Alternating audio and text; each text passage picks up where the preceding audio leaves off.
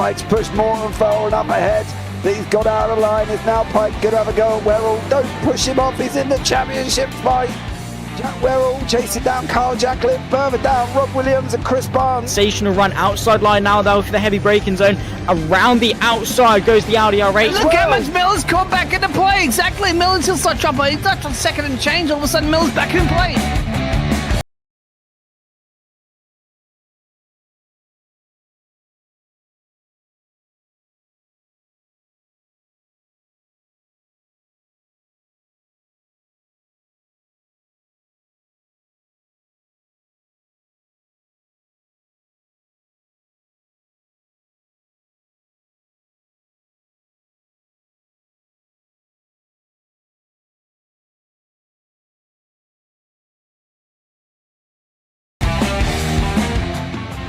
Moving on to the back end of Phil Jocelyn. So there's been a lot of movers and shakers in this first 2 laps here for race. Absolutely serious racing league. Everybody's a lot of fun. Yeah, it's all about the entertainment. So I hope everybody is enjoying themselves out there in the chat. We know that Ron is been enjoying himself watching. The Burger King machine's off into the grass a little bit there as they're really bunching up now.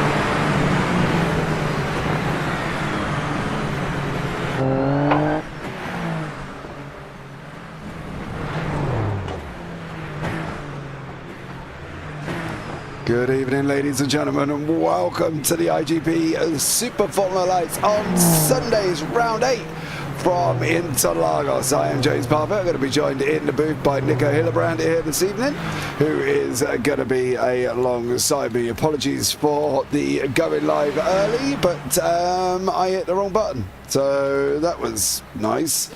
And yeah, unfortunately we were live very early on that one, but I hope you've enjoyed the 15 minutes of qualifying you did get to see. And well, yeah, we're back, so it's fine. Hey, hope everybody is good. Let's bring you up the championship standings. Top 20 covered at this moment in time, of course, as well, due to the fact that there is 100 and something drivers in the championship. Luca Ferrani is out in front on 266 at the moment, with Antonio Jimenez on 248. Then you've got Kevin Webster on 231, Dennis Corder on 218, Simon Froelich on 213, with Andy Flint on 212, Lee Aberdeen on 209, Jakub Oleszewski 187, Robert Ridgway tied there, Paul LeMay in 10th for 180. Then you've got Stefan Dodaro, Richard Van Veen, Marlon Morden, Nguyen on 14th, Ben Goyet on 15th place. Jacques Williams, Raheem Hakim, Rino Scattini, Ludovic Rancon and Patrick Williams round out the top 20. It is Interlagos. It is my most favourite circuit here of all time. It is an absolute classic circuit that I absolutely love. Every season should finish at Interlagos. That is my part of it. Let's see what Nico thinks on this one. Nico, welcome in, bud. How are you?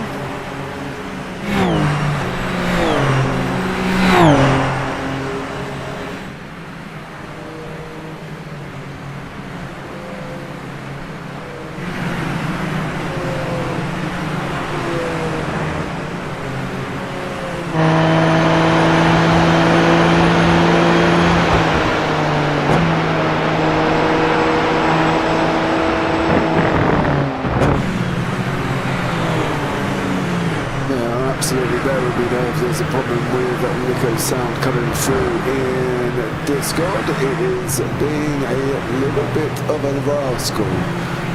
Just give me 2 seconds while I resolve that one, because you probably don't believe you heard him. All of a sudden everything's changed and nothing is working correctly. So hopefully we might be able to hear Nico this time around. Interlagos classic circuit, it's been and done everything. It's had everything there as well. Formula One finales, where it's just been absolutely amazing, Nico. And I think this is going to be no different here this evening. Oh, absolutely. Interlagos has always been a great circuit, you know, for racing, for pretty much just anything. It's one of those nice places where you can set up moves into pretty much every single corner.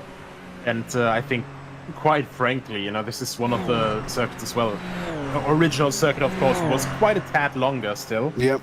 And a lot of remnants were, you know, are still left nowadays, where nowadays actually like grandstands for like the straight between turn 3 and 4 are placed. But this modification that they made in pretty much the early 90s, if I recall correctly, it still captures the spirit of the original track and still promotes fantastic racing. Yeah, the circuit actually changed in 1990 to 91 before, well, actually it was later than that, to be blatantly honest. When was it, did it go over to its current formation? Let me have a look here as I'm scrolling through.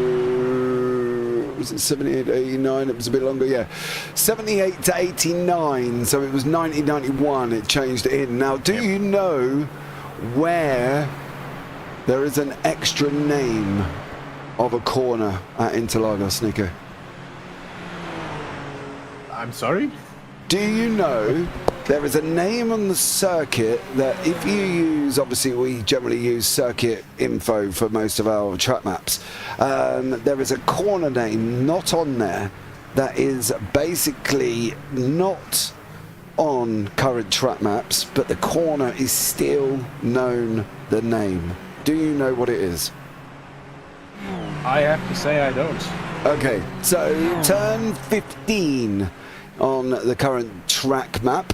There is a corner name there. If you look on the weekly briefing of the IGP Fun, it's called... I would not dare to speak that. I'm not that confident in my tongue. Okay, so it's actually called Aquebancadas, which basically means the bleachers. Now, if you're wondering where the bleachers corner is here, this is one of my usefulest bit of knowledges on this track map here as well. So just let's pick up on Jakub Oleszewski on the right-hand side as we're going around the first corner. Just coming in now on the right-hand side there, believe it or not, where all them people are stood is Aquebancadas, and that basically means the bleachers. So it means obviously the upper heights of the stands at Interlagos. Why is it called the bleachers? The bleachers are normally up high, and they're called the nosebleed seats generally, where you can't actually see anything. But if you're stood on that part of the circuit, you can actually see across the whole track. Due to the elevation of the circuit, you can actually see across the whole track, and that is why it is called Aquebancadas, because if you look now, you are right in front of us next to the grandstand there on the right hand side, and you can see across the circuit. So that is why Aquebancadas is there. It's on the IGP briefing sheet, but it's not on modern day track maps. So there we go, a bit of pointless information regarding my knowledge of Interlagos. I do love that, and to be honest, there is not one commentator I have found, Nico, who has told me the correct answer. So you're not alone on that one, bud. Yeah, I gotta say, like, I'm a guy for circuit history and all that stuff, but Interlagos, my knowledge is still lacking. Oh, dude, I still want to do a historic event around here, though, because the old circuit is just an absolute stunner. Oh, mate, yeah, 97 to 89. If you ran that layout and you went for it, that would be absolutely amazing. Put me in the old Formula 1 cars, and I'll happily run that circuit all day. It's absolutely amazing, the longer circuit, of course, but as we said, we switched over to 1990-91, where we've got the current modern day modification, which is what we've got in the top right hand corner as we have now here as well. Just coming towards the end of qualifying, we've got 41 drivers on the race circuit. Simon Freilich currently on pole with a 1:26.906. Please, I don't know if the F1 has run, but if it has run from any of the sprint races, no spoilers in YouTube chat, I have not watched it. So please, please, please don't tell me what goes on, because that is on for my agenda after this one. So Freilich there, 1:25.522. Jakub Oleszewski here as well. Start finish line, very, very interesting here. I find this start finish line quite interesting, partly due to the fact that it's an uphill start line. Yeah, it's not quite often. The thing is, when it's not automatically holding you back, you also slightly have to keep a foot on the brake, which is interesting, to say the least, for a standing start. Especially because I can't imagine that, everyone in this grid has, the luxury of a hand clutch on their steering wheel.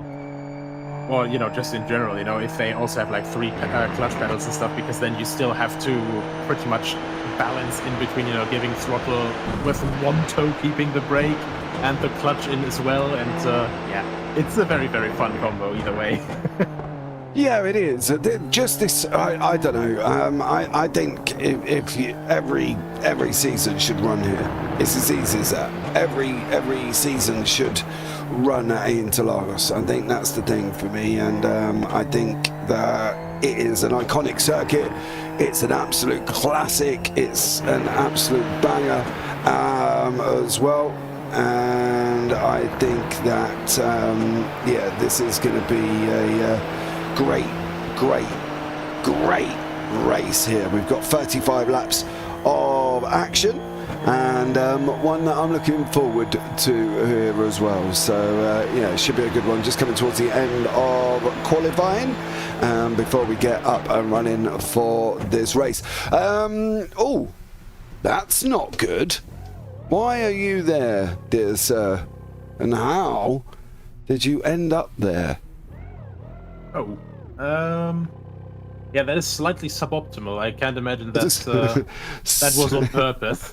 Suboptimal. Yes, he's got no wheels there for Alex Lado. Can't quite find it where it is at this moment in time in the notifications, but we are getting there for the end of qualifying now. So yeah, it should be very, very interesting indeed as we're coming towards the end. I've just got Tony Jimenez out on track at the moment here. He's on his way round Pinorino on the run up into Bigo de Pato. Now the tree on the left-hand side, the big tree is your braking point. Bang! On the brakes we go. Round the corner here as well, down into Mugello, then into Juncao. Don't forget, a little bit later on, we've got the Super Formulas, the big brothers of these, is kicking off later on as well, so it'll be a bit of a night out in the UK. It's 10 to 1, I believe, in the morning here that it goes off. Should be fun because they've got the push to pass as well, Nico. Big brothers later on. Yeah, absolutely, and well, you know, push to pass is another added bonus that those cars have. But I think with our ones here, you know, with a 1.6 liter inline 3 turbo, that's originally from the current Toyota Yaris GR, but prepared for the series by Toms with 275 horsepower. We still got pretty decent power here. Oh yeah, absolutely. You know, don't get me wrong, it's still going to be an absolute classic race. Here is the grid. Simon Frelick on pole position with Jakub Oleszewski in second, Liabadin in third, Mackenzie Roon in fourth, then Simon Fessi, Rahim Hakim, Tony Jimenez, Yunus Amal, Dennis Cornu, Kevin Zwemstra, Luca Verani and Alex Cerveleno further down in 12th. Then we've got Chris Trott, Ludovic Rancon, Chris Patel, Andrzej Roskowski, Richard Van Veen, Robert Ridgway, Giovanni Salito, Thibard Rabelard, top 20, then Bart-Jan van der Laan in 21st, Koji Ito, Manuel Vargas and Patrick Williams round out the top 24. Stu Milne in 25th, then Joseph Mark Lucas 26th, then Clark Williams, Zoltan Zamoda, Lewis Archer, Ben Goyette, Michael LeMay, Steve Eastwood, John McKenzie, Abel Trinado, Stephen Brown and Dorian Aruro. And then beyond that, James Rush, Noel Richie Robinson, Linus Malm, Donna Leakey, Kevin Olive, and I'm not sure that Alex Hopkins is going to take to the start-finish line, due to the fact that I don't believe he set a time. Purple zone or magenta zone goes all the way through Senareses and then coming out of turn 3 down the Reda Raposta that you can start making that overtake. So you will be able to make the overtake there ready to go. So hold on to your hats. Get ready for this one. It's going to be an absolute banger. I can feel it now here as well, and one to definitely look forward to. We've got a few more drivers to get onto the track. As I said, I don't believe Alex Hopkins is going to make it, so we've got Alex Cervelano, Robert Ridgway and Donna Leakey further down there as well. Kenneth Olive right at the back around the corner. He cannot absolutely see anything whatsoever being that far back on that one. He's just lucky he's got the elevation to be able to help him. But on board with Simon Frelick now before we get up and running and underway. We're going to wait. Yep, Alex Hopkins is not going to make it here, so the lights are going to be coming on. Ladies and gentlemen, boys and girls, 3 lights, 4 lights, 5 lights, round 8 is going to be green, green, green here. Simon Frelick got the whole shot down into turn 1 at a moment in time alongside Jakub Oleszewski, close followed in behind him as well. Through the center we go, and now we are on the overtake. This is where Jakub Oleszewski can make an overtake if he is close enough. Is he going to be close enough? That is the question. I don't believe he is on that run down into the Interlagos at this moment in time. Not a job done for him. Further back, Chris Trott, Luca Verani in the mix as well. There's a big old lunge from Chris Patel going around the inside. He's gone up in the air. That's Robert Ridgway up the side of the circuit as well. That is not good for Chris Patel. He's now got to sit there and wait, Nico. But Simon Frelick did what he had to do. Got the jump right at the beginning. Absolutely. Completely clean start at the front. And, well, not taking any prisoners, just going for his own run, trying to get away from Olszewski right behind him.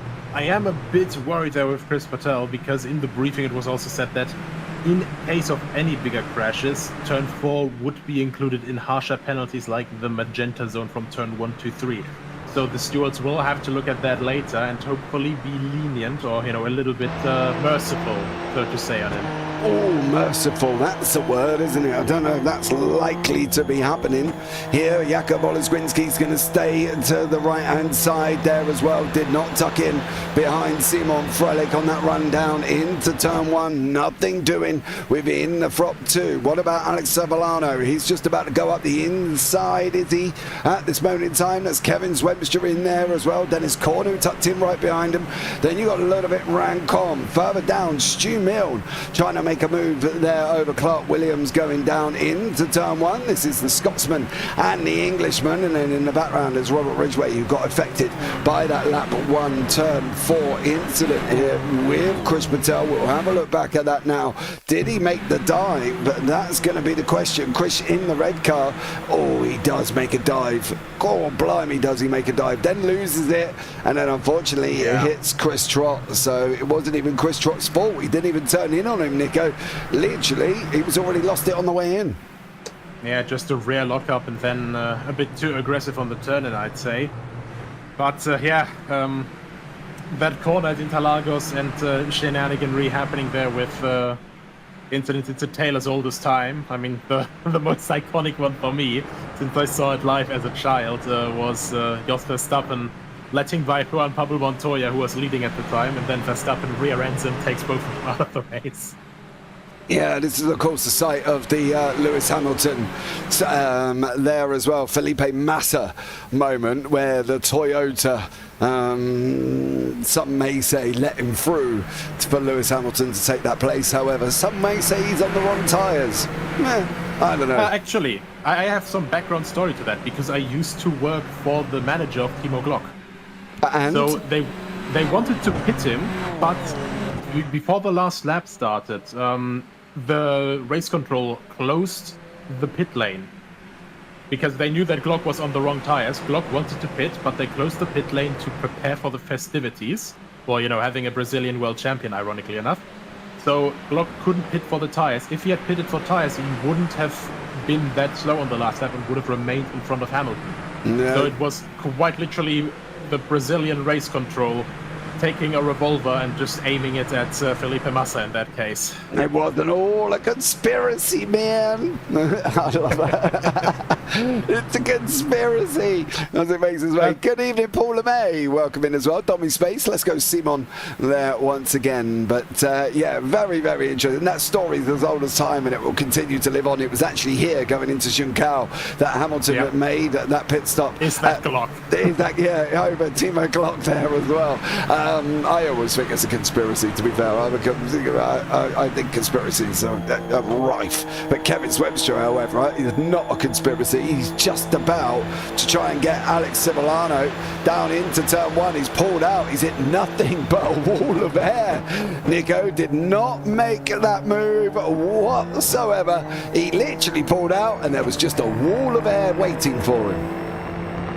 Yeah, absolutely. That's just one of those things. These cars are fantastic in corners. You have both of those wings, front and back, and the diffuser generating a lot of downforce that helps you get through corners faster.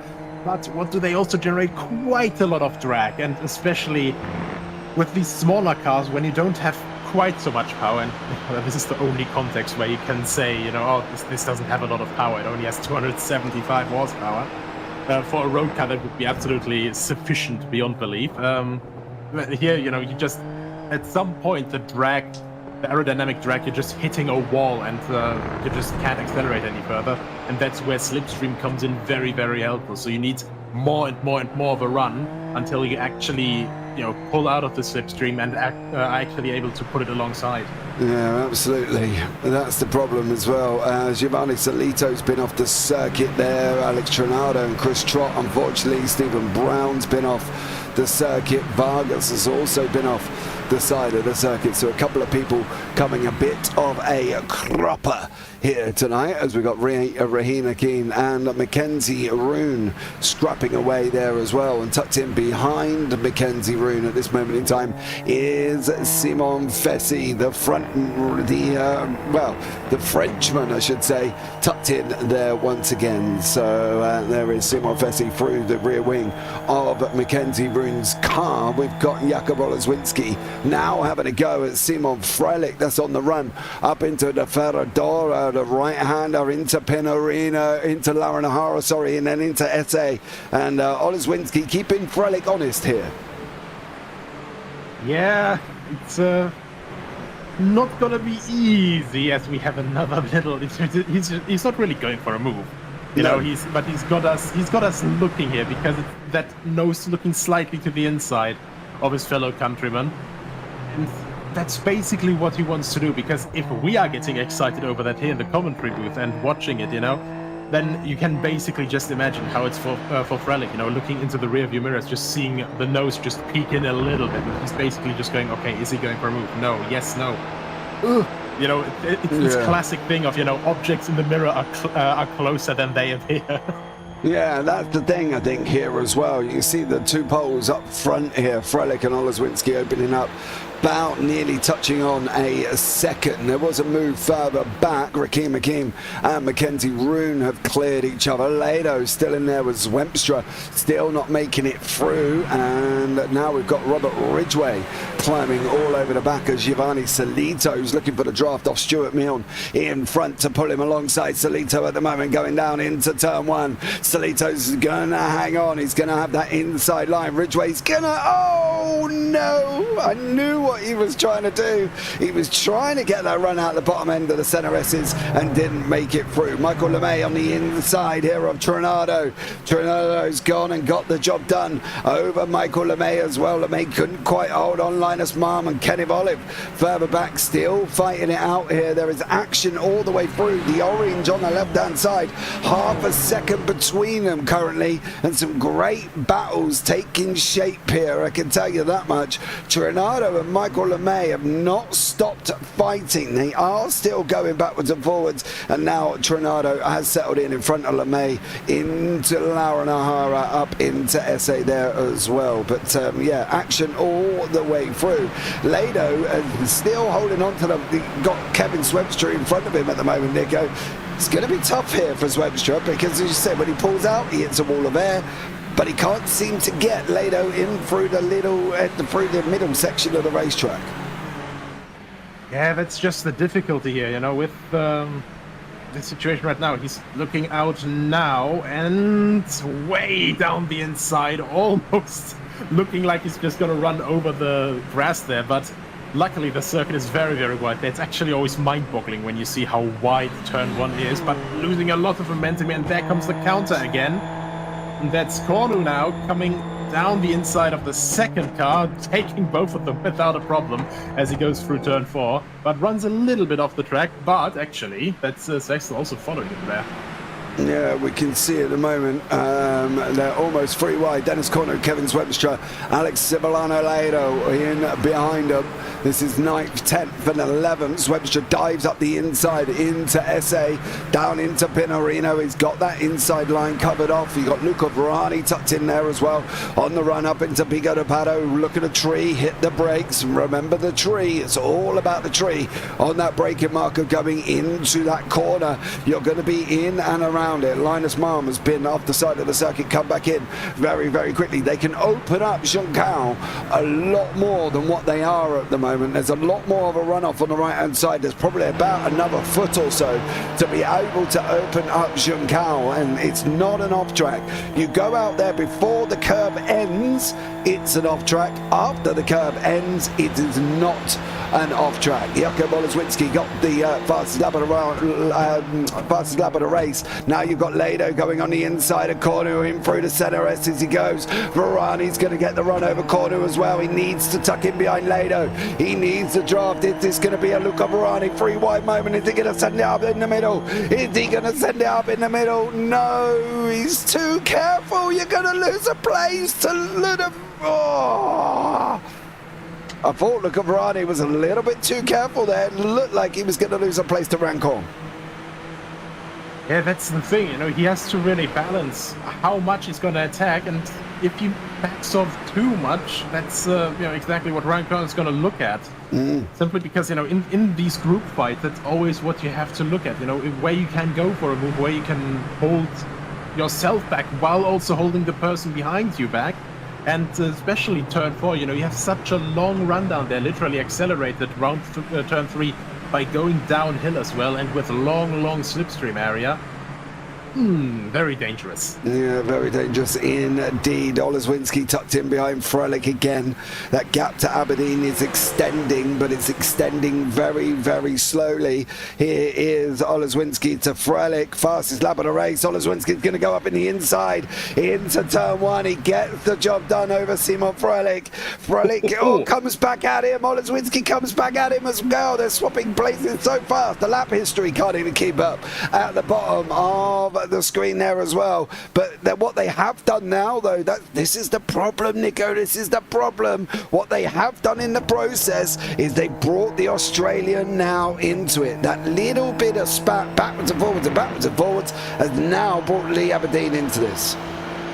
Yeah, Olszewski was really good on the brakes there. Fantastic line into turn 1, getting down the insides, pretty much like a picture book move, but just a little bit too aggressive then on the throttle, and it's that difficult part, you know, you are coming slightly on camber into the corner, and as soon as you go past the apex, it switches to off camber. The entire rear end is just getting completely unloaded for just a moment as you go over the crest, and try to go on the throttle there. So that's what gave Froelich the chance to counter. And, Olszewski did a very good job there to catch that car before completely spinning out. But of course, they both slowed each other down quite a bit, and this is all to the, you know, without a doubt, the benefit of Aberdeen, who, if he's basically just holding on now, basically just waiting until these two, continue to have fun with each other, could gain the lead there. Come on, Luca, this is going to be your moment now, mate. This is your moment. This is your one moment. Go round the outside, go round the outside, go round the outside. Lucavarani trying round the outside of turn 1. You got to be braver, son. Is he going to get the cutback now as well? He's got a nice line out of the center S's. What about down the Reda Raposta here for Varani? No at this moment. Oleswinski, no in behind that. Mackenzie Roon, no with Raheem Hakim. Dennis Cornu, is he going to have a go now? Aledo, he almost thought about it. Going into Descida del Lago. Now we've got Robert Ridgway going up the inside of Stu Milner. He got the job done throughout the center S's, and he's now trying to get him on that run down as well. Is he going to clear Giovanni Solito around the outside? He's going to go. Oh, they bang wheels. Oh, Robert Ridgway, little bit too aggressive there. Little wheel bang. The only fortunate thing, though, with Nico as well, it was wheel to wheel. Yeah, absolutely, and quite fortunate as well that there's no suspension damage, because if it's a slightly different hit, you know, a slight turn-in or something, it's not too strange if, a steering arm or something breaks there. So that's really quite lucky for them that the Stellara 320, as it's called overall, you know, used by Super Formula Lights and also by Euro Formula, it's a bit more of a tank, so to say. So Stellara basically, that's the next move, and this time it actually works out. Yeah, Oleswinski come from a long way back over Froelich there, and he got the job done over the front as well. Where are you, Paul LeMay, this evening here as well? Just to touch on that, Remix, I do love it. Hola, boys, hola, me. And then he went naughty in behind that as well. So that's Ramex's opinion of the wheel-to-wheel there as well. A little bit naughty. Lee Aberdeen's coming into this fight. He's slowly but surely getting involved in this one, Nico. He's slowly but surely, Aberdeen, bringing them in lap by lap by lap, and he has done it. You can see over the last 3 laps, of course, he's brought in nearly 5 tenths, half a second over Simon Froelich and Jakub Oleswinski. Is this a case now where they've got to stop fighting? Is that the situation? They've got to stop fighting and open up like they did in the first time. Yeah, generally I'd say so, because right now that's definitely within slipstream range, and within the point where he's also got this exaggerated slipstream, because, you know, you punch a hole in the air with the car, and then that hole will close up again, of course. And further, when he was around 6 tenths behind, the two cars in front were close enough together that he was basically losing time again. But now he's close enough behind. You can see that the gap isn't getting bigger. The gap for him is getting closer as well.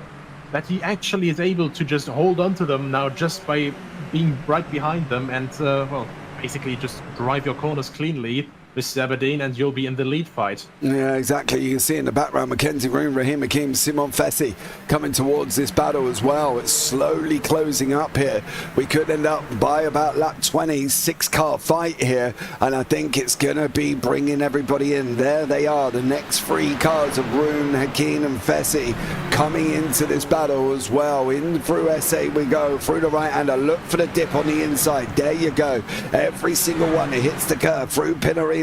This corner seems to go on for absolutely ages, and you are being so slow through Pinarino. Coming into Bigo de Pato. Now we've got the fast run out through Magello, down into Juncal. Lee Aberdeen's in the box seat at this moment in time. He's just got to bring him in a little bit more, but that 1.9 that they did have at the beginning of this lap has come down to 1.3. We'll see the lap time this time around. I've got a funny feeling Mackenzie Roon is going to be quicker than the front 3 there, and I think he's going to be bringing these in by at least probably 3 tenths.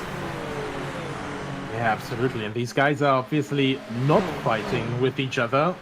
They're still honestly keeping on quite well right now, but of course Roon is running in the predicament as well, you know, that Hakim right behind him is quite close as well, so I'm guessing that, you know, they might be, you know, shooting each other a bit of signals of, you know, hey, let's not fight right now, let's try to keep up with those guys, you know, they're about to have a huge three-way fight, and if we can just keep it clean, then we can be a part of that and make it past them together. Yeah. And sometimes it's just that's what you need, you know, you just need a drafting buddy with a plan, and sometimes, you know, I like to just, you know, have like this Esper sense sometimes, you know, even when you don't know a guy that well on track, but the language of the car, it tells you enough that you can basically go, okay, yeah, we're going to work together now. Yeah, well, Jakub Boleswinski did not work with Simon Frelich, and Frelich passed him. So Frelich's back out in front there as well. Sad to miss the race this week, but I'll be back next week. Cheers, JPB and Co. Andy Flint in a YouTube chat there as well. So great. I've got my trotters up at the moment, looking after my mum. She's just got out of hospital. Give her a shout out, please, mate. Awesome stuff. Well, I'm going to give a shout out to Paul LeMay and Michael LeMay's mum. I have no idea what your name is. Get well soon from all of us up here in the JBB booth as well. I hope you are well. Lee Aberdeen now going to have a go at Oleswinski. The guy's behind 1.4. This is going to bring him in a little bit closer. Oleswinski knows not to fight it. He knows just to move on. Aberdeen's looking a little bit shifty here, Nico, now. He's got the bit between his teeth because he knows these two are coming at him. 1 second now for Mackenzie Roon. Raheem Hakim in there. He knows to sit and wait. Aberdeen and Oleswinski still on the defensive going into turn number 4 into Delago. Mackenzie Roon getting that run out as well. Dennis Cornu, Lado, Ranconum, Varani all going tooth for nail. These 4 cars having an absolute ding dong. Dennis Cornu's going to look for the run up into the Ferradoro now as well. Is he going to make the inside work, Cornu? Is he's going to try? Lado's going to try and hang on around the outside going into SA. Is he going to make it? Giving the inside line into Pinarino. Cornu's giving him room. Come on, he can cut it. Yes, he did do it there, Nico. But it took Dennis Cornu 3 quarters to get the job done. Yeah, that's one of those things, you know, this entire section, turn 6 up to basically turn 10, you can constantly just counter because they're so wonderfully open. You know, it's not just a complete, you know, coming to a stop and a sharp apex like we have with a lot of tilted tracks nowadays. Like, this is still a flowing circuit where you can basically attack and defend everywhere. And, well, as you see here, you know, these guys are just pack racing, essentially. And, you know, it's just beautiful to see it. What's Cornu going to do now as well? Lado's going to try and take him on the run down into turn 1. There he goes. I'm expecting a black machine to come up our inside. There it is. There's going to be almost contact. So close. But Cornu's put himself under the cosh. Rancon is in there. Varani's in there. Is it a freeway fight moment? Is Varani going to do it there? Bigger brave he's not. Rancon's going to get... Oh my God! Almost. Poor old Lado wouldn't have known what the blinking Nora was going on at that point. He just knew he would have spun round there. But I'll tell you what, Ludovine Rancon come from a long way back, Nico. A long way back. Oh, just barely got the car stopped there. And the entire bit about the mirrors, that was way too close, I assume. So I'm pretty sure he also started pretty much eyeing the throttle a little bit harder than before. Basically just going, okay, can I just punch it and get away from that car? Because my unit, that did get quite close. And this is the run, I think that's... Oh, no, that is a different run. That's Trot and Eastwood. They were swapping backwards and forwards down in the table, and I was like, oh, this could be quite interesting. And then all of a sudden I saw Trot absolutely fall. The problem was he was going out and Eastwood was coming in, and then it kind of left them all in a little bit of a cosh situation where they all got squeezed on that one. Mackenzie Rune and Raheem Hakim. I love the fact that Hakim's not really challenged Rune here at all, to be fair, Nico, and now they've got the gap under a second up front, so they're slowly pulling in Oleswinski, they're slowly pulling in Aberdeen, and they're slowly pulling in Simon Frelick. So we're going to have at least a 5-car fight as poor old Simon Fessi just gets dropped off a little bit off the back on that one. But all the way through from here, great fight going on there as well. Vamos a Baltrinado, he says, who's down in 26th place, having his own little battle with Zoltan Zamora and John McKenzie. However, he is just about nearly lost a place going into Destino del Lago, but Alba Tronado still running in 26th place here. But Luca Varani, hello Luca, let's jump off you, son. And a little bit Rancon, Cornu, Lado, all still in this mix here as well. We're just about halfway through, 17, give or take 17 and a half laps. Can't do half laps, but we are halfway through. Varani is disappearing and reappearing here, Nico. Yeah, just a little bit of a difficult thing. I think this is just, one of those moments when the server might be having a little bit of trouble, but the other, of course, as soon as it's blinking out, the server can't track the car on the circuit, and then it's just going, oh well, this must be off the track then. So, nothing big to worry about. It's just, there's a car that spun there that's unrelated. But in those moments when they're pulling alongside like that and then blinking back in, and actually, it looked like his tire fell off. Yeah, a little bit of desync there, but I think that should still be fine. That's the problem with the blinking, because you can't really anticipate then where the car is, how much space you can leave and how much you should leave. And if that car actually made that move on you, and that's how incidents can happen quite abruptly as well. Ludovine Rancon's got a bit of a problem here. That is going to be difficult for him to... He's just got to drive and hope Varani's made it round the corner. Basically, that's all he can do here. This is going to be the difficult part. Is he saw Varani's right rear wheel fall off on that one. Poor old Luca probably isn't even aware that this is happening to him, but we can tell him it is when he watches it back here.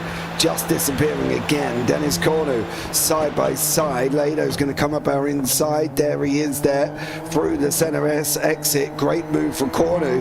What about Rancon? Well, he's just still in behind Varani. He's still, there we go. That's what Varani's doing. Currently, Varani's tucked in. How is he going to know whether or not he's even close enough? Now Varani's over there. It's like a jumping jack in the box for Luca Varani at this moment in time. All over the place. Lado runs wide. Oh no. Oh no. Oh no. Bye-bye, Dennis Cornu. Oh, dearie me, we've lost nearly... Poor old Rancon. This is so tough. Where is Barani now? Oh, he's behind us now. That's quite lucky there with the phasing back in. I do wonder what happened then. Oh! I wonder if he come... Yeah, there was a little bit of nudge. Then Lado come back on, and then they did the same as Chris Trott and not Clint Eastwood. I'm sure his name isn't Clint Eastwood. What is his name down there? Steve Eastwood on that one. So sorry, Steve, if you watch this back, of course, and I've just called you Clint, but you know, it could be worse. Let's be real about it. Lee Aberdeen having a go here as well with Simon Freilich. Oh, Andy Flint, if you're still in YouTube chat, mate, get hold of your boy Luca Varani and tell him, hey son, use a bit blinking out on the racetrack here as well. No battles from 6th Simon Fessy all the way down to 17th, but then it kicks off again. We've got Stu Milne, Robert Ridgway, Giovanni Salito, Ben Goyette, bless him, is driving around all by himself at the moment because there he is in the background. He's got nobody to fight with. Ridgway's going alongside Milne at this moment in time. Is he going to be able to make it through? Ridgway wants the inside. In fact, he's demanding the inside over Stu Milne. He does get that job done. Giovanni Salito is going to come at him down the Red Raposta as well. Is this going to be a free wide situation we've not had yet as well? Milne's going to take it back on the inside coming into turn 5 now. Milne's going to run that inside line there. He's going to make the job done. You can see Ridgway's come back onto the race circuit. We've seen this happen a couple of times on the run up. Now into Ferradora, the right hander. Here we go. Stu Milne did get the job done. Robert Ridgway still in there and Giovanni Salito still running here currently. So action all the way through the field. Mackenzie Roon, Jacobo Lozwinski, Simon Freilich, Lee Aberdeen up front with Raheem Hakeem in there. And then we've got a bit of a gap down to Milne, Ridgway and Salito. Top cars spread out a little bit here as well as Lee Aberdeen has just cleared Simon Freilich. Yeah, actually used that momentum very, very well. Olszewski just lost out completely to that group, even though he was leading earlier, and is actually now at risk of being caught himself as long as Roon and Hakim keep up their earlier teamwork. But yeah, it's not quite ideal for Olszewski right now. Obviously, he's gonna try and regain some time, which is actually a little bit helped. You know, Freilich and Aberdeen are fighting a little bit, but it's, you know, just the ebb and flow of the racing as we're just over the halfway point here. Literally just over the halfway point on lap 20. We've got 15 laps to go. We've still got Aberdeen out in front. We've still got Freilich. We've still got Oleszewski and Roon all in there. Raheem Hakeem is in there. Hakeem is reminding me of a little secret ninja at the moment who all of a sudden is going to go and jump all three of them and get his way to the front because he's not really made a move over Roon, has he? Roon has been, I suppose, safe from Hakeem for the last 20 laps. Yeah, actually that is a lot of slipstream he's picking up there right now, so he might be going for the next move there. Looks down the inside of Roon, actually is ahead of Roon, actually makes that pass stick before even getting to the braking zone, so that's just the power of slipstream around here. You know, the power of, well, air not slowing you down, and as silly as that sounds, that's just how physics work in these cars. Simon Freilich going here as well at Aberdeen. He's got the toe down the Red Raposta into Decido del Lago, and Aberdeen runs a little wide wide. That's probably an off track. You sneeze at the curb on the outside. Raheem Hakeem has unfortunately become a cropper. Oh, this back end's going round. I can kind of predict what he's going to do. It's going to spin him round way too fast for Raheem Hakeem. He just did all the hard work over Mackenzie Roon and then spins it up and goes off the side of the circuit. Gutted for Hakeem on that one. Yeah, just not quite working for him.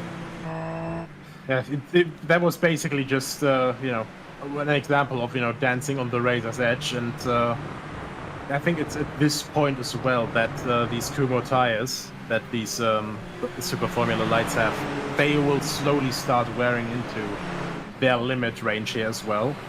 And especially if you have multiple moments, you know, where you are, for example, making a move through turn one, then, you know, a little bit too early on the throttle. So you have a little bit of a slide there. You know, all of this, you know, all these minor things, or a lockup or something, this will all exponentially basically play out, you know, in the later stages of the race. And now, you know, if you basically just kept yourself trusted and true without trying to overtake too much, you're relatively well off as these guys go side by side with Interlagos, with maybe an attempt of an over and under, but Aberdeen carries too much momentum.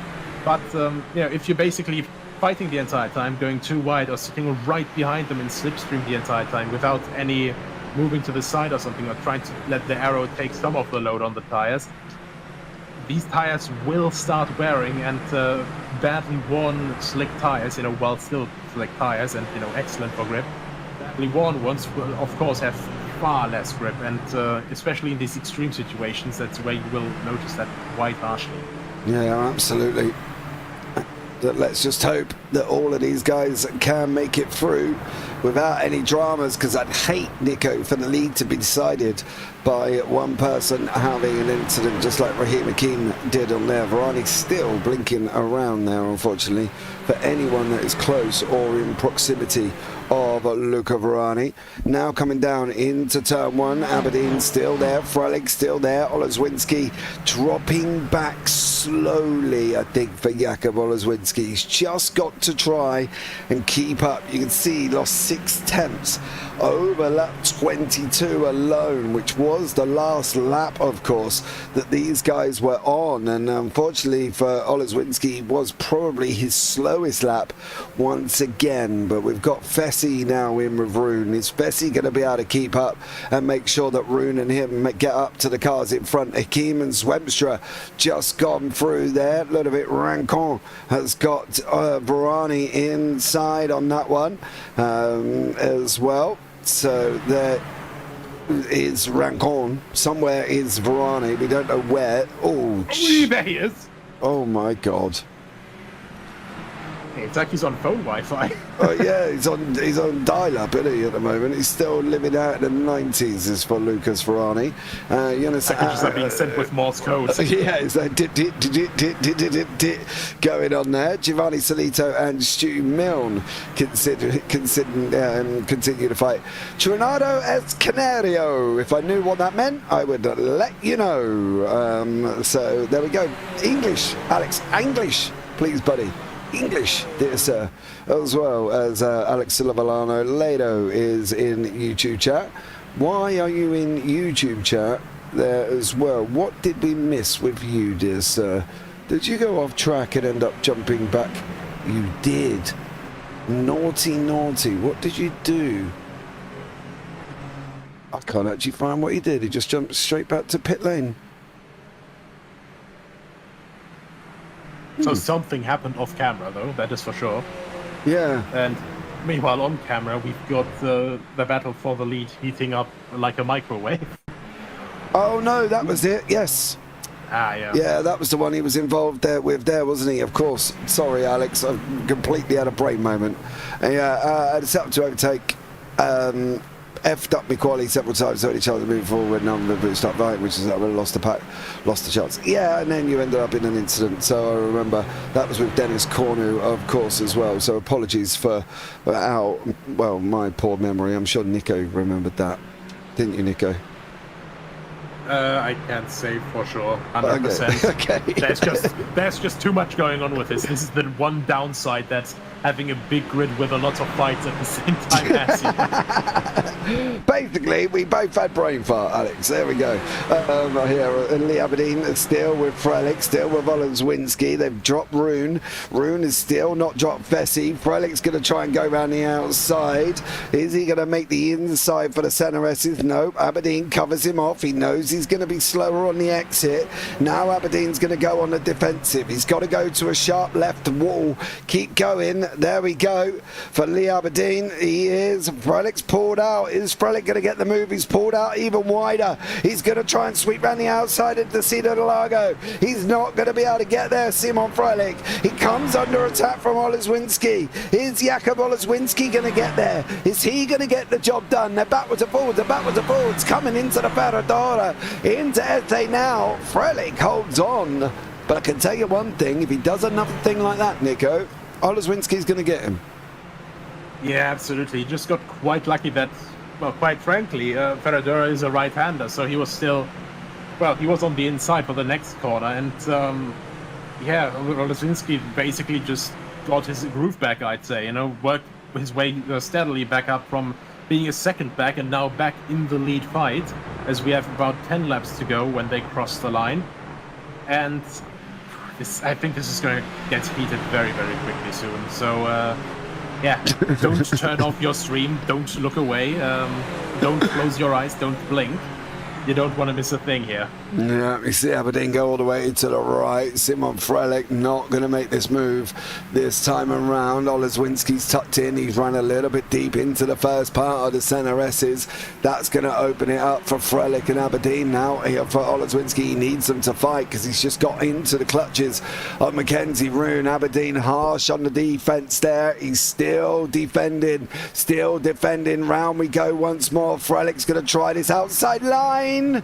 Contact. Aberdeen's going to want to open up this corner. He's going to try and no, I think Frelick's going to have the inside line. He's alongside Aberdeen. Through Ferradura they go. Into Laranahara, into Esse, and Simon Frelick set him up coming out of the Reda Raposta, going into the Interlagos. Again, took him 3 corners to get there, Nico, but he did manage to get it done.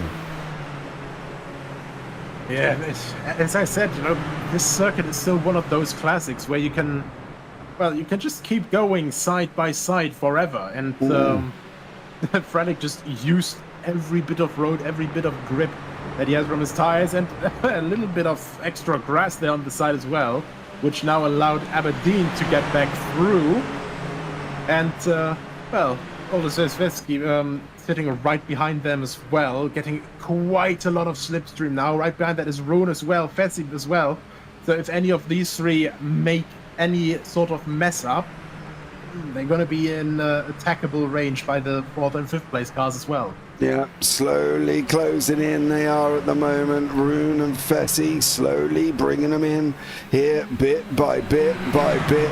And it's now, as they continue to fight, Aberdeen on the inside, Frelick on the outside again, Oleszewski in there. The gap behind is plummeting. Roon has just taken 3 temps out. He's still taking time out of them as well. Free having a right little ding-dong. Rancon and Varani, Hakim and Swemstra still fighting it out behind them here as well. Lots of action taking place on this racetrack, and it's still going, but now it's a 4-car fight. Is it going to be a 5-car fight with Simon Fessinico? Well, if they continue to do this, there's no reason why it's not. Yeah, it's getting really, really tight here now. And so, yeah, Ito just had a little blink there as well. I thought for a moment there's something happened there. But he's just got the same sort of flu with a bit of hiccups that Varani's got. More importantly, these 3 guys all over each other down this long front straightaway. Roon now right in the back of Oleszewski as well. Nah, not quite going for a move yet though. We have Frelick on the outside. Actually goes over the grass. Oh, and no, that's the spin. Oh, Simon Frelick. Was he on the... Was there contact, or did he... No, he just got it wrong. Just got on, I think, too far on the outside while braking, and then on the marble slides off. Oh, Simon Frelick dropped out of that one. Hakim and Swemstra having a go. It's now a 3-car fight, 4-car fight up front with Simon Fessy closing in on Mackenzie Roon, closing in on Jakub Oleszewski, closing in on Lee Aberdeen here. Lots taking shape at this moment in time. Once again here, and unfortunately it could be a bit dramatic to see what goes on. I can tell you one thing, this is Lee Aberdeen's, will be his 3rd win of the season. This is going to be his, what is at the moment, 1, 2, 3, 4, 5th podium of the season as well. So he's podiumed 5 out of 8 races for Lee Aberdeen, and he's done a great job battling here as well, but it's not over yet. It is not done and dusted, and I think it's not going to be finished here with Mackenzie Rune, with Jakub Oleszewski, and now we have back markers into the mix as well. That is Noel Richie Robinson in front of us in that pink machine, but I can tell you what, he's going to have to make a choice now, Nico, whether or not he's going to stay, whether or not he's going to go, or whether or not he's going to get in the way for Richie Robinson. Yeah, I think especially with open wheelers, he's going to be looking to get away out of the way as soon as possible. But of course, how to do that the best way when there's a fight right behind as well. You can't. Rune out. Ooh. They can't do this. Yeah, they can't do this because Aberdeen's going to clear off down the road. It needs to be a Mackenzie Rune, Raheem Hakeem situation. Oleszewski and Rune, you're going to have to settle down, boys, because otherwise it's adios, senor, for Lee Aberdeen. He will be out the way. He will be gone. He's already 1.4, and that brief little moment of battling lost him over 6/10 of time and has now put them 1.4 seconds away from him. They've got to stop it. Nico, they've got to stop it over these last 6 laps. Otherwise, Aberdeen's just going to motor away. And that's the tricky thing, of course. You know, these guys obviously want to fight for, you know, the remaining positions that are up for grabs. But fighting so much, you know, especially around the middle sector where there's, well, ideally the racing line, which is the fastest way around. They have to share that with 2 cars. Ooh. The inside guy has to leave enough space for the outside guy. The outside guy has to cling on to the rest of the space, which there's sparse of. None. There's no space. Fessy now making his way to P3 as well. I think they're about to go 3 wide. Almost 3 wide. Rune's lost 2 spots. He lost Oleszewski, he lost Simon Fessy. But Mackenzie Rune, Luca Varani has had a moment, he's had a crash. Oh. Yeah, he has. That is so difficult. You can't blame Rancon. You can't blame Rancon for that. If you can't see him, you can't overtake him. That's my philosophy here as well. There shouldn't be any form of penalty on Ludovic Rancon on that one because he did not know that Luca Varani was there. Yeah, that's basically quite literally the equivalent of you're driving down the motorway and all of a sudden a truck instantly teleports into your engine bay. Yeah. Bit extreme with the truck there, Nico. You could have said like a Mini or something. Well, with the amount of force that's coming in here, you know, like the Mini is, you know, going to be an unfortunate bump, and the truck has the potential to just, you know, destroy your car. Which in this case, you know, I'd say that's closer. I do feel if any cars appeared on the motorway in my engine bay, I think they would destroy my car regardless. But we'll go with the truck. Possibly. As is more recommended there from Nico up here in the booth. Oleszewski still scrapping it out with Fessy, with Rune. Trickery's there. Let's go, Mackenzie. He's trying. Simon Fessy runs a little bit wide. McRune's going to want the inside line now. Up into the Paradora we go. There we go. Into Laranara. Through into SA. Rune cannot get through. The problem is the SRP of Tony Jimenez has worked his way in. This was a man who just 10 laps ago was 2.5 to 3 seconds back from these guys. They have been fighting that much. It's allowed Tony Jimenez to come into it, and he was literally nowhere.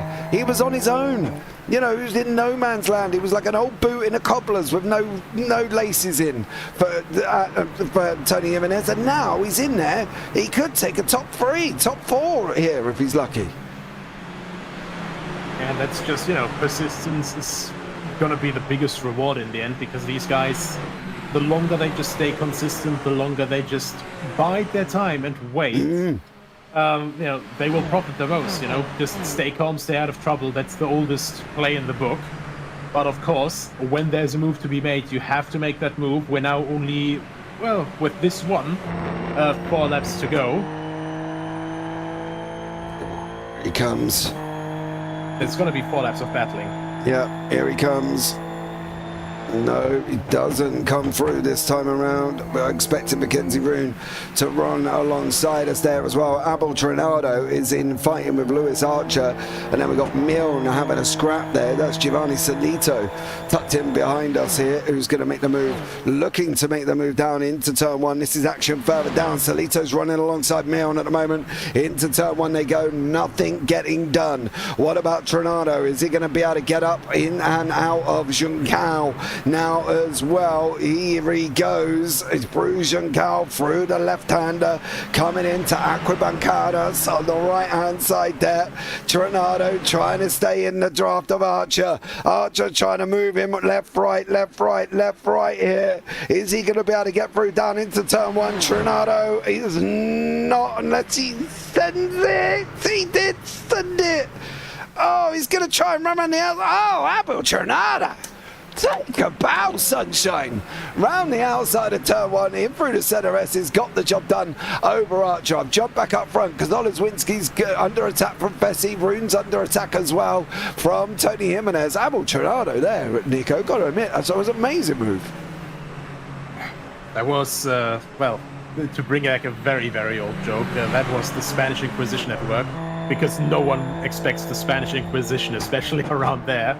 And yeah, just perfect car placement, you know, like very, very late on the brakes, but basically going as far on the inside as possible, trying to not run into his opponent. And you know, very well judged, you know, then basically just moving, using all of the extra space he has, all of the, well, race that his opponent is giving him as well, to just use the furthest line, get alongside and get past through the middle of the center S. So, you know, just excellent car placement, excellent judging of the distances between the cars, and yeah, just an overall very well executed move. Yeah. Worthy of the Spanish Inquisition. Yeah, absolutely. Great move there as well from Olezwinski and Simon Fess from Trinado. He got the job done. Amazing there as well. That's going to make Cora Canario happy in YouTube chat. But Olezwinski, Fessy, Rune, Jimenez and Frelick now just on the back line here. Lap 34. We got one and one more to go. And it's going to be very, very interesting indeed. But with these guys fighting and there, well, where is it going to end here? That's going to be the question. They've only got one and one more to go. It's going to be very interesting indeed. If it goes on like this, it's going to be literally decided down the line, I think. Which is, you know, not the first time we had that at Sao Paulo, because you just have, out of Juncao, you have that fantastic run up the hill, you know, through the two left-hand kings. Yeah, it's just absolutely fantastic to see all the time, you know, with this long slipstream duo. In F1, of course, with DRS, but here it's more just a pure slipstream, which these guys have to rely on, so even less of a, how do you say, like a tolerance area, so less of a margin for error for them. They just have to be on it and get that exit perfectly. These guys are on it completely here as well. You can see them moving left and right, you know, just looking for a gap, trying to put as much pressure on the opponent and the least pressure on their tires as possible in these closing times. And just about to start the last lap, so the second to last time that they're going through Juncao, and now up the hill. Yeah, 1 minute, 26 seconds, give or take. We will find out who finished second, who finished third, fourth and fifth. You can see up front, Fessy's decided I've had enough. He wants that position. Is he going to take second place from Olezwinski? Goes in a little bit deep. Olezwinski's going to get the run out. Rune's going to get both of them. Mackenzie Rune. Oh! That was a stunner of a move. Oh, mate. He literally got both. He got both of them. Oh, Mackenzie Rune. Take a bow, sunshine. That was absolutely stunning. Now can he hold on? Can he hold on? Fessy's going to try and go around the outside. Olezwinski's in there. Tony Jimenez as well. Let's see if we can get the Spanish Matador Bull taking the third place in through Pinarina. We go on the way now up into Pico de Pado. And Mackenzie Rune there, Nico. Stunner. Stunning move in turn one. Absolutely. That was, well, quite fittingly in the center S, if gap car, the gap formed up, and Picard. Absolutely fantastic running from him there. Yep, now on that run now, final run to the line.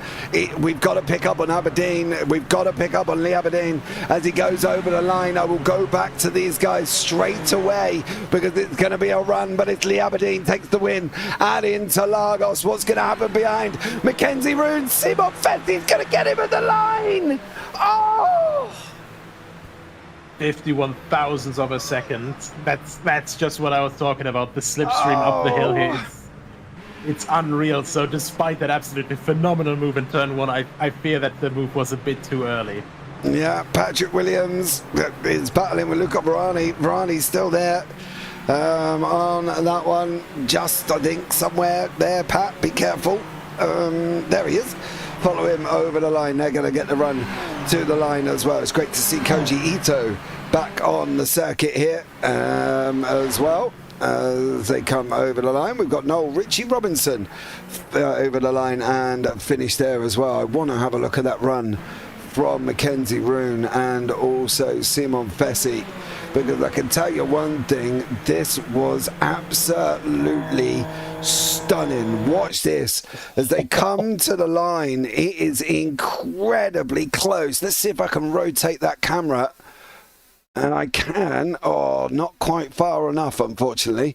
The front wheel's in the way. Yeah, I need to go back just a little bit. I want to catch just where it is here, because this was an absolute mighty move. You can see him getting closer and closer, and then poof, he pulls it out. Round we go. Over the line, there's Mackenzie Roon, there's Simon Fessi. It's going to be about half a car length in the end. But that's the line. Yep. Oh, mate. Stunning end. Through goes Roon. Trickery. He might have gone through, but he didn't stay there. He did not stay there whatsoever, unfortunately, for Mackenzie Roon. Let's take a look at the race results, because that was just absolutely stunning. Lee Aberdeen out in front as soon as he broke away and the other guys were fighting. That was it. I said he was going to be on his bike, and he was. 3.9 seconds up the road. Simon Fessi in second place over Mackenzie Roon.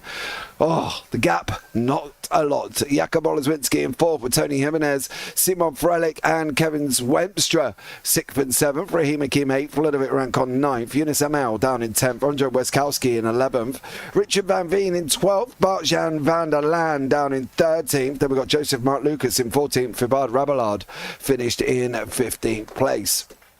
Luca Varani ended up down in 16th there. Patrick Williams 17th. Robert Ridgway, Koji Ito, Giovanni Salito rounding out the top 20. Stu Milne, Ben Goyet, Zoltan Zamodo, Abel Tronado. Great move over Lewis Archer into turn 1. Take a bow, sunshine on that. Stephen Brown 26th. Then Michael LeMay and Dorian Ruro. One lap down is Linus Malm. Dennis Cornu, Noel Richie Robinson and John McKenzie. The guys that are out, Chris Patel, Alex Civillano and Donna Leakey were out on that one. Then you've got Stevie Eastwood, Chris Trott, James Rush and Manuel Vargas there as well. Don't believe on that Kenneth Olive had an issue. Clark Williams and Alex Hopkins were also finishing there and not finishing the race. Nico, that was a stunning race. Especially the late stage moves, that was that was out of this world. Absolutely. And I gotta be honest, Roon almost damn near hit the pit wall there. You know, all he could do at that point, with the slipstream, he knew what was going on. The only thing he could do was basically minimize the distance, shortest road to the finish line to try and still finish in front of him, but just a little bit too much. It was 50 meters that he couldn't really save. He could have run even closer to the wall there without hitting the pit wall. But that distance was just a little bit too long. And Fessi just fantastic run for Junkao, placing his car perfectly there.